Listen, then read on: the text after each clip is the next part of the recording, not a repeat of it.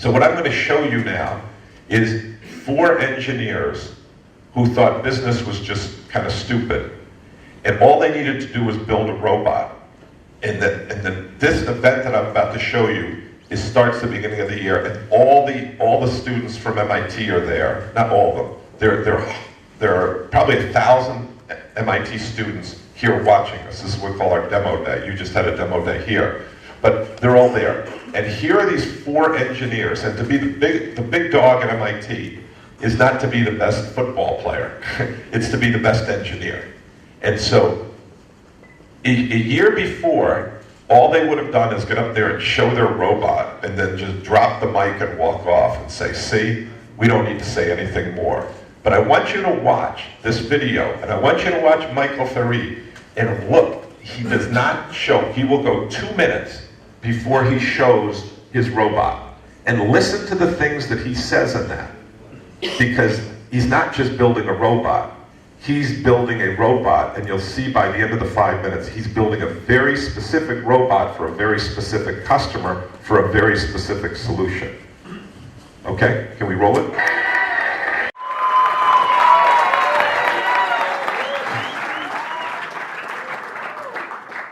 The US is home to some of the biggest fast food brands in the world. It's almost ingrained in our culture. In fact, the term fast food was invented here. Big brands like McDonald's and Burger King have been around for over half a century, and not a whole lot has changed about them. Now, it took us a while to get there, but believe it or not, the US today is more health conscious than ever before. Fast food companies are being put under huge pressure to remove factory processed food from the menu and replace it with fresh ingredients instead. And it's not just about health consciousness. It's that we're starting to care more about where our food comes from. Fresh, organic, locally sourced, responsibly grown. These are all labels that customers care about these days. Sometime in the last 15 years, we started realizing that processed food is not okay anymore. And that's a big problem for fast food restaurants. See, the whole point of fast food is to get cheap food quickly. But when it's not processed, it's not that cheap anymore. In addition to that, fast food labor costs are equal to about 30% of revenue today, and that's expected to increase significantly in the next 10 years. So what does all this mean for fast food? Well, it's one of 2 things. Either cheaper, more processed ingredients, or higher meal prices. Fast casual restaurants, places like Chipotle, Panera, these are places that serve higher quality meals from fresh ingredients. But their average meal price is more than 35% higher than McDonald's. And the fact is, the most cost-effective options are the worst for you. And surveys have shown that customer satisfaction in fast food is at an all-time low. This is an industry that clearly has some problems. And with $0 spent in research and development in recent years at many of the big brands, it's safe to say there hasn't been a whole lot of innovation. Spice is here to change all that. We believe that fast food should be affordable, it should be convenient, but most importantly, it should be good for you. A busy mother shouldn't have to feel bad for feeding her children fast food for dinner. Spice is a new kind of fast food restaurant. Ladies and gentlemen, this is the Spice Kitchen, the world's first completely automated restaurant.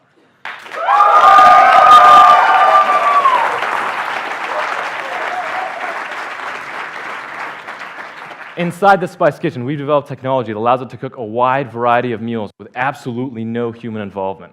We can cook stir fries, rice dishes, pasta dishes, and even some warm salads and desserts. The unit has an array of sensors to accurately control temperature and quantity so that your meal is cooked perfectly every single time. In the future, you'll be able to customize your meal by selecting different ingredients or sauces, and there is never a possibility for human error. The unit is also self-cleaning, as you can tell. Each pot goes through a quick wash cycle in between meals. You can think about it almost like a refrigerator, a dishwasher, a stovetop, and a chef, all packed into one machine, the Spice Kitchen.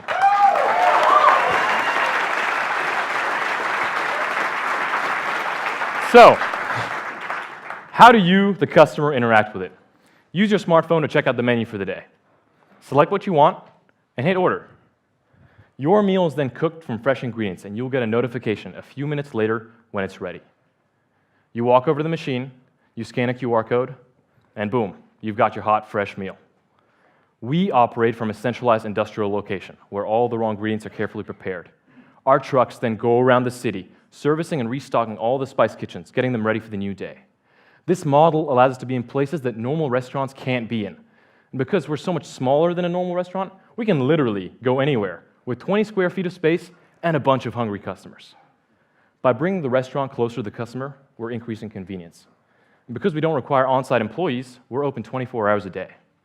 Spice kitchens would be perfect for apartment buildings, corporate office locations, shopping malls, train stations, and even street locations. But we are initially targeting universities. University students are going to love spice because we're going to offer them hot, fresh meals when and where they can't currently get them. That includes remote campus locations, places like dorms or department buildings that don't currently have nearby food options. During late night hours, when everywhere else is closed. And finally, to replace or complement existing grab-and-go locations. These are the types of meals that are currently available to students at these locations. And these are the types of meals that Spice can offer.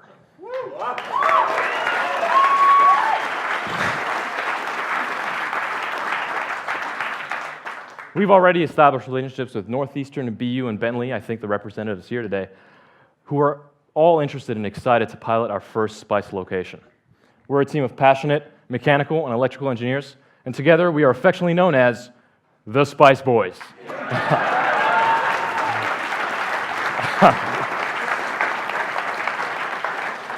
We have an amazing advisory board with experts in food technology, including Dick Sweeney, co-founder of Keurig, and David Howard, president of Unitherm Food Systems.